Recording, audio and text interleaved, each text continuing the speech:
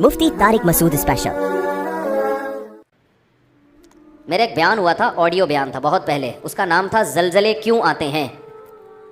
उस बयान का नाम था ज़लज़ले क्यों आते हैं। बहुत पहले बयान हुआ था, उस वक्त वीडियो बयान नहीं आते थे, तो वो मुझे अपना वो बयान जहन में आ गया। हमारे यहाँ जब भी कोई दुनिया में तूफ़ान आता है, ज़लज़ले आते हैं, बारिशों में सैलाब आते हैं, तो दो इंतहाओं की तरफ लोग जाते हैं। एक इंतहा तो है जो लिबरलिज़म लोग हैं, लिबरलिज़म को फॉलो करने वाले लोग, जो लिबरल नाम नहाद लिबरल लोग, वो क्या कहते हैं, भाई ये कुदरत का नेचर का एक सिस्टम है, किसी भी वक्त कुछ भी हो सकता है, लिहाजा इसमें अपने गुनाहों से तौबा करना, अल्लाह के सामने गिड़गिड़ाना, इन तकल्लुफ़ात की बिल्कुल भी ज़रूरत नहीं। चाहे कोरोना है या कोई भी वबाएँ हैं, इसका खुदा के अज़ाब से कोई ताल्लुक़ नहीं है। भाई प्लेटें हैं ज़मीन की, हिलेंगी तो धसेंगे सारे। जब ज़मीन से इतनी गैस निकाल रहे हो, इतना ऑयल निकाल रहे हो, तो खला पैदा होता है ना, वो खला पूरा ऐसे ही होगा कि एक तरफ का हिस्सा खिसक के यहाँ जाएगा, तो वो ज़मीन है, वो कोई छोटी मोटी चीज़ तो नहीं है।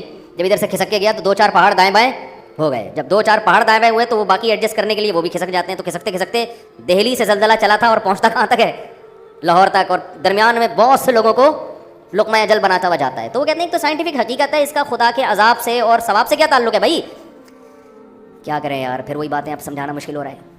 वो कह रहे सैलाब जो आता है ना, ये दरिया का पानी उमड़ आया और गांव के गांव पी गया, इसका किसी के नेक और बुरे होने से कोई ताल्लुक़ नहीं है, ना इसमें खुदा से तौबा इस्तिग़फ़ार करने की ज़रूरत है।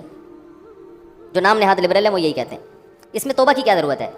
भाई ये तो ग्लेशियर पिघल गया था, गर्मी ज़्यादा पड़ी थी, तो पिघल जब जाएगा तो ज़ाहिर है दरिया में पानी ज़्यादा आएगा। जब पानी आएगा तो ज़ाहिर है साइडों पर निकलेगा, जब साइडों पर निकलेगा तो वो जो भी साइड पर बैठा हुआ होगा उसको भागे ले जाएगा। इसका इससे क्या ताल्लुक़ कि उसने तहज्जुद पढ़ के बैठा हुआ है या गुनाह करके बैठा हुआ है, इसका इससे क्या ताल्लुक़ है कि वो बदनज़री करता था, सूद खाता था। ये मौलवी लोग तुम्हें खम खमे डराते हैं, देखो वो गांव के लोग सूद खाते थे, अजाब आया और सैलाब पानी बहा के ले गया, इसका इससे क्या ताल्लुक़ है। इसलिए तौबा वोबा करने की ज़रूरत नहीं है। ये भी एक इंतहा है। दूसरी इंतहा जो बाज़ मजहबी लोग करते हैं, वो इंतहा ये है कि हर कुदरती आफत को किसी गुनाह का नतीजा करार देते हैं। ये भी 100% गलत है। ना कुरान की ये तालीमात है, ना नबी सल्लल्लाहु अलैहि वसल्लम की ये तालीमात है। हमें पता चलता है इस्लामी तारीख़ से, कुरान और सुन्नत से, कि बहुत से नेक लोगों पर भी अजाब आए हैं। मदीना मुनव्वरा में कहत पड़ गया था, लोग भूख प्यास से मरना शुरू हो गए थे। हज़रत उमर का दौर खिलाफत था, इससे अच्छा दौर कायनात में आ सकता है। कहत पड़ा है, ताऊन की बीमारी फैली, 25,000 सहाबा और ताबीन लुक़मा अजल बन गए, जो उस वक्त दुनिया के बेहतरीन लोग थे, मगर वबा फैली है और हज़ारों लोगों को उसने लपेट लिया, जिनमें ज़्यादातर सहाबा और ताबीन थे। नहीं आ रही बात मेरा ख्याल। तो ये कहना कि वहाँ ज़लज़ला जो आया था तो असल में वहाँ इस किस्म के लोग रहते थे इसलिए आया था, तो कोई भी जब कुदरती आफत आती है अल्लाह की तरफ से, उसको लाजमी किसी गुनाह का नतीजा करार देना, ये भी कुरान और सुन्नत की तालीम के ख़िलाफ़। आफतें नेक लोगों पर भी आती हैं और बुरे लोगों पर भी आती हैं। हम कुरान और सुन्नत में जब गौर करते हैं ना, तो हमें दो किस्म की आफतें मिलती हैं, इस ज़मीन पे होती हैं दो किस्म की। एक आफत तो वो कुरान ने बयान की है जिसमें वाक़यतन 100% गुनाह का दखल होता है, और वो उस अजाब की कोई साइंटिफिक लॉजिक नहीं होती, वो कुदरत ने अपनी तरफ से काम किया होता है जिसका कोई बज़ाहिर सबब मौजूद नहीं होता। ऐसी आफतें भी आई हैं, जैसे कौम आद और कौम समूद पर जो अजाब आया, कुरान के ज़ाहिर से पता ये चलता है कि उस अजाब की कोई रीज़न, यानी कोई रीज़न का मतलब कोई साइंटिफिक लॉजिक नहीं थी उसकी। जब उस कौम की नाफरमानी हद से बड़ी है, अल्लाह को गज़ब आया, अल्लाह ने आसमान से बादल भेजे, कौम कहने लगी हादा आरिज़ुम मुमतिरुना, ये तो गहरे बादल हैं, हमेशा से आते हैं, बारिशें बरसेंगी। उनके पैगंबर ने कहा बल हुआ मस्ताजल तुम भी, इससे बारिश नहीं बरसेगी, इस दफ़ा इस बादल से क्या बरसेगा, पत्थर बरसेंगे। अल्लाह हम सबको पनाह में रखे। और ऐसे पत्थर बरसेंगे तो दम्मिरु कुल्ल शैइन बि अम्रि रब्बिहा, हर चीज़ को अल्लाह के हुक्म से ये पत्थर तोड़ डालेंगे। और ऐसी हवाएं अल्लाह ने भेजी कि 7 दिन 8 रातें, सख्खरहा अलैहिम सबअ लयाली व समानियता अय्याम, 7 रातें और 8 दिन ऐसी हवा चलेगी कि जो तुम्हें उठा के पटक देगी। और अल्लाह फरमाते हैं कि अन्नहु माजाज़ु नखलिन खाविया, जैसे खजूरों के दरख्त उल्टे पड़े हुए होते हैं ना, एक हफ्ता तूफान में जब थमा, एक हफ्ते के बाद तो वो लोग ऐसे पटके हुए पड़े हुए थे, मरे हुए, जैसे खजूर के तने पड़े हुए होते हैं, लंबे कद के लोग थे। नूह अलैहिस्सलाम की कौम पर जो अजाब आया, अजाब के कोई आसार नहीं थे। उनके जो महकमे मौसमियात उस दौर के थे, वो जो आसार देख के बताते थे ظاہر ہے تو ہر دور میں کچھ لوگ علامتیں دیکھ کے بتاتے ہیں نا. تو وہ کہہ رہے تھے کہ کوئی بارش کی رپورٹ, بولتے کیوں نہیں بھائی, نہیں ہے. تبھی وہ حضرت نوح علیہ السلام کا مذاق اڑاتے تھے. حضرت نوح علیہ السلام جب کشتی تیار کر رہے تھے اللہ کے حکم سے, تو قرآن کہتا ہے کلما مر علیہ ملأ من قومہ سخروا منہ, جب بھی لوگ گزرتے مذاق اڑاتے. اس لیے کہ اس دور کے جو ماہرین تھے, جو بھی موسم کو دیکھ کے اندازہ لگاتے تھے کہ بھئی نہ یہ ایسا مہینہ ہے کہ جس میں بارشیں ہوتی ہیں, نہ دور دور تک ہمیں بارش کے کوئی آثار نظر آ رہے ہیں, تو اچانک اتنی بارش کہ آپ کشتی میں تیرنا شروع کر دیں, ایسی بارش تو ہم نے کبھی زندگی میں دیکھی نہیں ہے. تو وہ فل مذاق اڑا رہے تھے ان کا. سخروا منہ, قرآن کہتا ہے ہمیشہ جب بھی گزرتے مذاق اڑاتے کہ معاذ اللہ ان بے وقوفوں کو دیکھو کہ نہ بارش کا سیزن ہے, نہ بارش کے دور دور کوئی آثار ہیں. اور اگر بالفرض بارش غیر متوقع ہو بھی گئی تو اتنی بارش تو ہم نے زندگی میں کبھی نہیں دیکھی کہ آپ اس میں باقاعدہ کشتیاں بنا کے پہلے سے بیٹھنے کا انتظام کرو, یہ تو حماقت ہے. لیکن نوح علیہ السلام کیا کہتے تھے, اور ان کے ایمان والے کہتے تھے ان تسخروا منا فانا نسخر منکم, ان قریب جیسے تم ہمارا مذاق اڑا رہے ہو نا, ہم تمہارا مذاق اڑائیں گے. کیوں مذاق اس بات کا کہ جو خدا اسباب کے ذریعے بارشیں پیدا کر سکتا ہے, وہ کسی قوم کو عذاب دینے کے لیے بغیر سبب کے بھی عذاب میں مبتلا کر سکتا ہے. جس کی یہ طاقت اور قدرت تم نے دیکھی ہے, جو سمندروں سے پانی اڑا کے آسمان پہ لے جا کے برسا سکتا ہے. اس میں ایک چکر, ایک سائیکل چل رہا ہے, تو وہ سائیکل کا محتاج نہیں ہے, وہ ویسے بھی اٹھا کے برسا سکتا ہے. جس نے آدم اور حوا کو بغیر باپ اور ماں کے پیدا کر دیا, تو اب آپ یہ دیکھو کہ بغیر ماں باپ کے بچہ پیدا ہو ہی نہیں سکتا. تو آپ کہو کہ بھائی اب ناممکن ہے, تو اللہ کے لیے ناممکن تھوڑی ہے. اللہ نے تو آدم اور حوا کو بغیر باپ اور بغیر ماں کے پیدا کر کے دکھایا اللہ نے, تو اس اللہ کے لیے تھوڑی مشکل ہے. تو مذاق تو ہم تمہارا اڑائیں گے کہ تمہیں اس خدا کی باتوں پہ یقین نہیں آ رہا. تو یہ وہ عذاب تھا جو اس دور کے سائنسدان, کیا اس دور کے سائنسدان بھی اس کی لاجک تلاش نہیں کر سکتے. دنیا میں ایسے بہت دفعہ ہوا ہے. لوط علیہ السلام کی قوم پہ پتھروں کی بارش ہوئی ہے, اور اللہ نے زمین کو اٹھا کے الٹا کر کے پٹخ دیا. اس کی کوئی لاجک نہیں ہے. یہ بھی ممکن ہے کہ ہو لاجک, اللہ نے لاجک پیدا کر دی ہو, کوئی وجہ پیدا کر دی ہو, لیکن ضروری نہیں ہے. اللہ یہاں اسباب کا محتاج نہیں ہے. تو ایک عذاب تو وہ ہوتا ہے جو بغیر کسی سبب کے اچانک مسلط ہو جاتا ہے, جس میں سائنسدان بھی حیران ہوتے ہیں, وہ کہتے ہیں ہمیں سمجھ میں نہیں آ رہا. تو یہ عذاب پچھلی امتوں میں زیادہ ہوئے تھے, اور نبی صلی اللہ علیہ وسلم نے فرمایا میری امت میں بھی ہوں گے مگر پچھلی امتوں سے کم ہوں گے, لیکن ہوں گے ضرور. آپ صلی اللہ علیہ وسلم نے فرمایا جب گناہوں کی کثرت ہوگی میری امت میں مسخ کے واقعات بھی ہوں گے, شکلیں تبدیل ہو جانا. بنی اسرائیل کو اللہ نے منع کیا تھا نا ہفتے کے دن شکار مت کرو, پھر بھی کیا انہوں نے. رات کو سوئے ہیں, صبح جب اٹھیں تو کچھ لوگ بندر بن چکے تھے اور کچھ لوگ سور اور خنزیر بن چکے تھے. یہ چیز سائنسدانوں کی سمجھ سے بولو بھائی باہر. جیسے حضرت عیسیٰ کو اللہ نے بغیر باپ کے پیدا کر دیا, سائنسدان مانیں گے اس کو؟ وہ کہتے ہیں لیبارٹری میں تو ایسی, یہ ممکن ہی نہیں ہے. لیبارٹری تو یہ کہتی ہے کہ یہ پاسبل نہیں ہے. حضرت عیسیٰ علیہ السلام مردوں کو کہتے تھے قم باذن اللہ, اللہ کے حکم سے کھڑا ہو جا, مردہ ایک دم زندہ ہو کے بیٹھ جاتا تھا. سائنسدان مانیں گے؟ بولتے کیوں نہیں بھائی, نہیں مانیں گے. لیکن دنیا کی اکثریت اس کو مانتی ہے, مسلمان بھی مانتے ہیں, عیسائی بھی, اور یہ دنیا کی اکثریت بن جاتے ہیں. اور دنیا کی اتنی بڑی قوم کا کسی جھوٹی خبر پہ جمع ہونا عقلاً ممکن نہیں ہے. ہر چیز سائنس سے نہیں پتہ چلتی, خبر سے بھی پتہ بہت سی چیزیں سائنسدانوں کی دسترس سے باہر ہیں. آج ہمارے جو یونیورسٹیوں کے طلبہ ہیں نا, وہ کہتے ہیں بس سائنسدان بتائیں گے تو مانیں گے ورنہ نہیں مانیں گے. اور بھائی یہ تو بیوقوفی کی بات ہے. خبر جو ہے نا نیوز, اس میں اگر تواتر سے کچھ لوگ خبر بیان کر رہے ہیں تو اس کو بھی ماننا پڑتا ہے, چاہے وہ سائنس اس کو مانے یا نہ مانے. میں یہاں جب بھی ایسے کوئی معجزے اور کرامت کے واقعات بیان کرتا ہوں نا, تو میں اپنا واقعہ ضرور بیان کرتا ہوں. میں نے شہداء کے خون کی خوشبو اپنی ناک سے سونگی, اللہ کی قسم. اب اگر مجھے کوئی سائنسدان کہے کہ یہ پاسبل نہیں ہے, تو میں کہوں گا میں نے خود سونگی ہے تو پاسبل. آپ کہہ سکتے ہیں ان کی ناک میں کوئی گڑبڑ ہوگی, ناک میں گڑبڑ ہے تو پھر ادھر سے بدبو آ رہی ہے, ادھر سے کیا آ رہی ہے, خوشبو. دونوں سے بدبو آئے نا, یہ دونوں سے خوشبو آئے. آپ کہیں گے بھائی اس کو وہم ہو گیا ہے, تو میرے ساتھ 10 آدمی اور تھے, ان کو بھی وہم ہو گیا. بہت مشکل ہے بات سمجھانا. آپ کہو گے یار جیسے ہی کوئی شہید ہوا ہوگا فوراً کسی نے خوشبو کا چھڑکاؤ کر دیا ہوگا. بھائی 1 مہینے پہلے شہید دیکھا, اس میں سے بھی وہی خوشبو آ رہی ہے. 1 مہینے بعد دوسری جگہ پہ دیکھا, اس میں سے وہی پرفیوم, وہ بندہ فوراً لے کے وہاں کہاں سے پہنچ گیا. اور ادھر شہادت ہوئی ہے, ادھر خوشبو آ رہی ہے. ایسے بھی ہمارے ساتھیوں نے دیکھا. تو نہ کوئی اسپرے لے کے کھڑا ہوا ہے. اور چلو اس کو چھوڑ دو, ریڈ کراس ایک NGO ہے, اس کو تو مانتے ہو نا. ریڈ کراس کی جو آفیشیل ویب سائٹ ہے اس پہ میں نے خود پڑھی یہ خبر, پہلے اخباروں میں آئی تھی, میں نے کہا اخباروں کا پر اعتماد نہیں کیا جا سکتا. ان کی آفیشیل پیج پہ میں گیا, یہ 10-12 سال پرانی بات ہے. انہوں نے افغانستان کے بارے میں لکھا کہ وہاں جو یہ جن کو مجاہدین کہا جاتا ہے, یہ جب مرتے ہیں تو ان میں بہت سو کی لاشیں خراب نہیں ہوتی اور ان لاشوں میں سے خوشبو آ رہی ہوتی ہے. اور ان کے مقابلے میں جو لڑ رہے ہوتے ہیں ان کی لاشوں میں سے بدبو آ رہی ہوتی ہے. یہ بہت چھوٹی سی خبر تھی کیونکہ یہ ڈرتے بھی ہیں نا, یہ تو اور موٹیویشن نہ ملے لوگوں کو.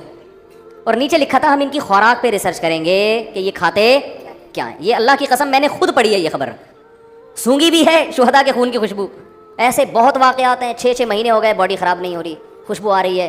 نبی صلی اللہ علیہ وسلم نے فرمایا جب شہید کوئی اللہ کے راستے میں جان دے کے شہید ہوتا ہے نا, تو خون جو اس کے باڈی سے نکلتا ہے, تو قیامت کے دن جب یہ شہید آئے گا لونہ لون دم, تو اس کے خون کا رنگ خون جیسا ہوگا مگر خوشبو خون جیسی نہیں ہوگی. فرمایا ریحہ ریح مسک, اس کی خوشبو مشک جیسی ہوگی, جو ہرن کی ناف سے نہیں مشک نکلتا, اتنی بہترین خوشبو ہوگی. تو اب اگر کسی کو یہ اعتماد ہو کہ مفتی طارق مسعود صاحب جھوٹ اتنی لمبی ممبر پہ بیٹھ کے پھینکیں گے نہیں, تو اس کو اب مزید کسی سائنسدان کی ضرورت نہیں ہے اس خبر کی تصدیق کے لیے. اور اگر کسی کا خیال ہے کہ بھائی ہو سکتا ہے پھینک رہے ہو بیٹھ کے, تو وہ پھر کہے گا یار مجھے یقین نہیں ہے. تو اگر ڈاکٹر کہیں گے کہ ایسا پاسبل ہے تو مان لوں گا, ڈاکٹر کہیں گے امپاسبل تو نہیں مانوں گا. لیکن اگر آپ کو یقین ہے کہ بولنے والا سچ کہہ رہا ہے, پھر آپ ڈاکٹر کو سائڈ پہ لگا دو گے. آپ بولو گے بھائی یہ میڈیکلی تو ممکن نہیں ہے لیکن خدا کے لیے ممکن ہے, اللہ سب کچھ کر سکتا ہے. تو ہم جس پیغمبر کو سائنس کے مقابلے میں لاتے ہیں اس پیغمبر کے سچے ہونے کا ہمیں یقین ہے. اور وہ پیغمبر سائنس کے خلاف بات نہیں کرتے, البتہ کچھ باتیں ایسی کرتے ہیں جہاں سائنس کی پہنچ نہیں ہے. دیکھو سائنس کے خلاف چلنا الگ بات ہے اور ایسی بات کرنا جہاں تک سائنس پہنچی نہیں ہے, یہ دونوں میں بڑا فرق ہے. مذہب کبھی سائنس کے اگینسٹ نہیں چلتا. مذہب ایسی باتیں ضرور کرتا ہے جو سائنسدانوں کی اپروچ سے, سائنسدان کو کیا پتا جنت کیا ہوتی ہے, جہنم کیا ہوتی ہے, برزخ کیا ہوتی ہے, نیک عمل, یہ میڈیکل سائنس کا شعبہ ہی نہیں ہے. کرامت کیا ہوتی ہے, معجزہ کیا ہوتا ہے, اللہ کیا کیا کر سکتا ہے, یہ سائنس کا شعبہ تھوڑی ہے.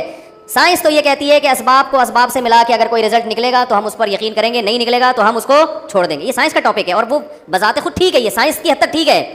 لیکن کچھ باتیں سائنس سے ہٹ کر بھی بولتے کیوں نہیں بھائی ہوتے. میں نے ایک امریکن تھے, ہمارے ایک رشتہ دار امریکہ میں رہتے تھے, بڑے پڑھے لکھے. میں نے ان سے پوچھا کہ یہ گورے جنات کو مانتے ہیں؟ انہوں نے کہا لیبارٹری کے اندر نہیں مانتے, لیبارٹری کے باہر مانتے ہیں. ٹھیک ہے نا, لیبارٹری کے اندر نہیں مانتے, لیبارٹری کے باہر مانتے ہیں. جب چڑھتا ہوا دیکھتے ہیں نا جن کسی کے اوپر, اور سارے ڈاکٹر کہتے ہیں بھائی پتہ نہیں ہماری سمجھ سے بالاتر ہے, تو مان لیتے ہیں کہ کچھ اور مخلوق بھی اللہ نے پیدا کی ہیں. جنات بھی ایسے ہی. اب میڈیکل سائنس کا طالب علم خام میں الجھ رہا ہوتا ہے, جن چڑیل بھوت کچھ نہیں ہوتے. بھائی اللہ نہ کرے جب چڑھ گیا نا تو پھر بولو کہ یہی سب کچھ ہوتا ہے. لیکن عامل جو کہہ رہے ہیں نا جن چڑیل, وہ الو بنا رہے ہیں. ایسا نہ ہو کہ جن کی چکر میں آپ عاملوں کے پاس پہنچ جائیں, یہ پاس کچھ بھی نہیں ہوتا, یہ مسمرزم کر کے آپ کو الو بناتے ہیں. لیکن حقیقت میں بھی جنات ہوتے ہیں, انگریزوں پہ بھی آتے ہیں, اتنے نہیں آتے جتنے ہمارے یہاں آ رہے ہیں. ہمارے یہاں تو ہول سیل کے حساب سے نا, اس لیے کہ عامل جہاں پہنچے گا 25-30 چڑیلیں لے کے پہنچ جائے گا وہ. تو یہاں تک کہ بعض دفعہ خود ڈاکٹر آ کے کہتے ہیں اس کا کوئی روحانی علاج کراؤ بھائی. پھر وہ آپ جاتے ہیں عاملوں کے چکر میں, حالانکہ روحانی علاج کا مطلب فاتحہ پڑھ کے دم کرو, سورہ فلق, بس اتنا کافی ہے. تو ہر چیز کو سائنس کے معیار پہ پرکھنا یہ حماقت اور بے وقوفی ہے. جیسے میں اکثر بیان میں ایک بات کہتا ہوں, آج بہت سے لوگ پریشان ہوتے ہیں. اچھا جہاں سائنس چلانی چاہیے وہاں نہیں چلانا بھی بے وقوفی ہے, یہ بھی ذہن میں رکھو. مثال کے طور پر مذہب ایک چیز میں خاموش ہے, نبی نے ہمیں اس بارے میں کچھ نہیں بتایا, تو پھر تو جب پیغمبر ہی بتائیں گے نا ہمیں, پیغمبر نہیں بتا رہے تو پھر ہم نے پھر اسباب کو سامنے رکھ کر ہی فیصلہ کرنا ہے. پھر ہوائی باتوں میں آنے کی ہمیں اجازت نہیں ہے, اس لیے کہ دلیل یا تو عقل سے ہوگی یا نقل سے. عقل کی دلیل جو سائنسدان بتاتے ہیں, جو مشاہدے پر مبنی حقیقت, اور نقل پیغمبر سے. تو اگر ہمارے پاس مذہب سے بھی دلیل نہیں ہے اور ہمارے پاس سائنسدانوں سے بھی کوئی دلیل نہیں ہے, پھر اس پر ایمان لانا وہ توہم پرستی ہے. کیونکہ ہم بہت ساری چیزیں ایسی مانتے ہیں جو نہ ہمیں مذہب نے بتائیں اور نہ ہمیں سائنسی حقیقت سے پتہ چلتی ہیں. وہ ہمارے اپنے باپ دادا کی کچھ رسومات ہوتی ہیں, وہ ہمارے اپنے خیالات ہوتے ہیں, وہ روحانی عاملوں کی فضول بکواسات ہوتی ہیں. جیسے ہمزاد ہوتا ہے, موکل ہوتا ہے, یہ ٹوپی ڈرامے ہیں. ہمزاد موکل کچھ بھی نہیں ہوتا, سمجھ رہے ہو, نہ کوئی حسار وسار, یہ سب فضول باتیں ہیں. ہمزاد ومزاد میں لوگوں سے کہتا ہوں ٹوٹل آپ جتنے ہو نا اتنے ہی ہو, آپ کے ساتھ کوئی دوسرا ہمزاد نہیں ہے. آپ کا نام اگر وسیم ہے تو ٹوٹل سر کے بال سے لے کے پاؤں کے ناخن تک جتنے ہو ٹوٹل یہیں سے شروع ہو کے یہیں ختم ہو رہے ہو. کوئی آپ کے ساتھ موکل ہمزاد نام کی کوئی چیز نہیں ہے. یہ عاملوں کی فضول باتیں لوگوں کو الو بنانے کے لیے نا, کہ ہم نے تمہارے ہمزاد پہ قبضہ کر لیا ہے, موکل چھوڑے ہوئے ہم نے تمہارے اوپر, تو کچھ بھی نہیں ہے. ہاں جنات ہوتے ہیں, وہ ہر انسان کے ساتھ ہوتے ہیں, فرشتے بھی ہوتے ہیں, جنات بھی ہوتے ہیں, تو ہونے دو, ہماری صحت سے کوئی فرق, ہم نے تو وہی کرنا ہے جو ہماری کھوپڑی میں آ رہا ہے. جنات نقصان پہنچانے کی کوشش کرتے ہیں, فرشتے نقصان سے بچانے کی کوشش کرتے ہیں. قرآن کہتے ہیں لہو معقبات من بین یدیہ ومن خلفہ یحفظونہ من امر اللہ, بہت سے فرشتے ہیں جو ہماری حفاظت میں لگے ہوئے ہیں. دیکھو جیسے ہماری باڈی پہ جرمز حملہ کرتے ہیں نا, تو اللہ نے ہمارا اندرونی نظام بنایا ہوا ہے, ہمارے اندر کے جراثیم ان باہر کے جراثیم سے ہر وقت لڑ رہے ہوتے ہیں. مرتے ہی ہماری ڈیڈ باڈی ایک دم سڑنا کیوں شروع ہو جاتی ہے پتہ ہے آپ کو؟ ارے جیسے ہی مرتے ہیں فوراً باڈی سڑتی ہے نا, وجہ کیا ہے؟ اندر کے جراثیم میں اب لڑنے کی طاقت ختم, لہٰذا باہر کے جراثیم حملہ کرتے, سڑا دیتے ہیں, ہمیں کھا کے ختم کر دیتے ہیں. تو یہ ہر وقت, یہ ہم جب زندہ ہوتے ہیں تو بھی کر رہے ہوتے ہیں. لیکن باہر جب وہ حملہ کر رہے ہوتے ہیں تو ہمارے اندر کے جرثومے بھی اس کو ان سے فائٹ کر رہے ہوتے ہیں. جیسے کرونا کے جرثومہ جیسے گیا نا, جو اس کا وائرس گیا, فوراً اینٹی باڈیز تیار ہونا شروع, ہمارے اندر کی باڈیز جو ہے اینٹی باڈی بننا شروع ہوتی ہے اور وہ اس کرونا کے جرثومے سے لڑنا. اور یہ ایسی زبردست خاندانی لڑائی ہے, یہ بھی اللہ کے وجود کی دلیل ہے. جس ڈیزائن کا وائرس بنتا ہے نا باڈی میں, ہماری باڈی اسی ڈیزائن کا وائرس بنا کے مارتی ہے اس کو. اللہ کی قدرت دیکھو یار. مثال کے طور پر کرونا کی شکل اگر ایسے, ایک مثال دے رہا ہوں, ایسا نہ ہو کہ ایسے سمجھ لو آپ, ہاں کوئی ڈاکٹر بیان کریں کہ مفتی صاحب کو یہی نہیں پتا کرونا ایسا تھوڑی ہوتا ہے. ایک مثال دے رہا ہوں, اگر اس طرح شیپ میں ہے نا تو ہماری باڈی جو وائرس بنائے گی نا لڑنے کے لیے, وہ بھی اس شکل میں ہوگا تاکہ اس میں پھنس جائے جا کے. وہ نہیں آ رہی سمجھ میں.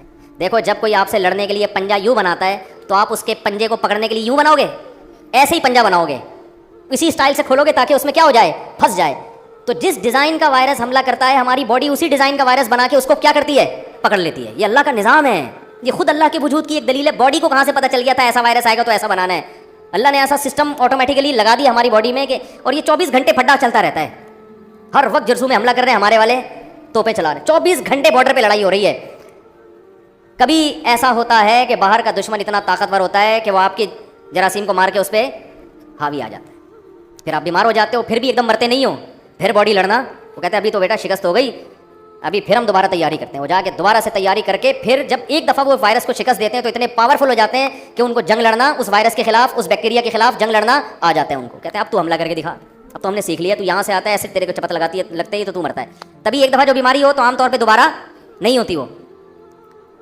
اور بعض دفعہ یہ ہوتا ہے کہ وہ اتنا پاورفل حملہ ہوتا ہے کہ آدمی وہ باڈی اس کا لڑ نہیں سکتی, اور بالآخر انا للہ و انا الیہ راجعون. جیسے انا للہ ہوا سارے جراثیم کی عید ہو جاتی ہے جو حملہ کرتے ہیں نا. اوے اب تو بھائی اس کے جراثیم کیا ہو گئے, اب تو لڑنے کی طاقت ہی نہیں. وہ ایسا حملہ کرتے ہیں کہ وہی اتنے خوبصورت چمکتا ہوا انسان, ادھر سے آنکھ ابلنا شروع, ادھر سے کان اور منہ پھٹنا شروع اور سڑنا شروع.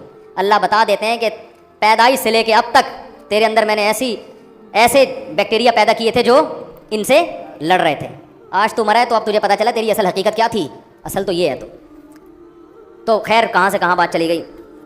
تو جیسے جسمانی بیماریوں سے لڑنے کے لیے اللہ نے ہمارے اندر بیکٹیریا پیدا کیے ہیں نا, ایسے ہی جنات اور شیاطین بھی ہمیں ہر وقت نقصان پہنچانے کی کوشش میں لگے رہتے ہیں, جس کو سائنسدان نہیں مانتے, کیونکہ جنات لیبارٹری کا ٹاپک ہی نہیں ہے, موضوع ہی نہیں ہے. انسان مادی چیزوں کے بارے میں غور کر سکتا ہے, جنات کوئی مادی چیز نہیں ہے. اللہ نے آگ سے بنایا ان کو, لہٰذا وہ انسان کی پہنچ سے کیا ہیں, بالاتر. فرشتے بھی انسان کی پہنچ سے اوپر کی چیزیں ہیں. اللہ نے بتا دیا میں نے روشنی سے ایک مخلوق پیدا کی جس کو فرشتے کہا جاتا ہے, اور ایک مخلوق میں نے آگ سے پیدا کی ہے جس کو جن کہا جاتا ہے. وہ الگ مخلوق ہے, وہ لیبارٹری میں آ ہی نہیں سکتی. وہ ہاں محسوس ہو سکتی ہے جس کو وہ ٹچ کرے, ٹھیک ہے نا, جس کو نظر آ جائے, جس پہ سوار ہو جائے اس کو محسوس ہوگی. تو وہ اللہ کا ایک نظام ہے. تو اب جنات کی طبیعت میں شر غالب ہے, جنات ہر وقت انسان کو نقصان پہنچانے کی کوشش میں لگے رہتے ہیں. لیکن اللہ نے جیسے باہر کے بیکٹیریا حملہ کرتے ہیں تو اندر بھی جراثیم رکھے ہوئے ہیں, ایسے ہی باہر کی یہ جو مخلوق ہے جو نظر نہیں آتی یہ حملہ کرتی ہے, تو اللہ نے اس کے دفاع کے لیے بھی ایسی مخلوق انسان کی حفاظت کے لیے رکھی ہوئی ہے جو ہمیں نظر نہیں آتی, جس کو کیا کہا جاتا ہے, فرشتہ. انگلش میں, عربی میں ملائکہ, انگلش میں اینجل کہتے ہیں میرا خیال ہے, اور اردو میں فرشتہ, جس کو ہمارے پشتوں میں کہتے ہیں پرشتہ. کیا کہتے ہیں, پرشتہ.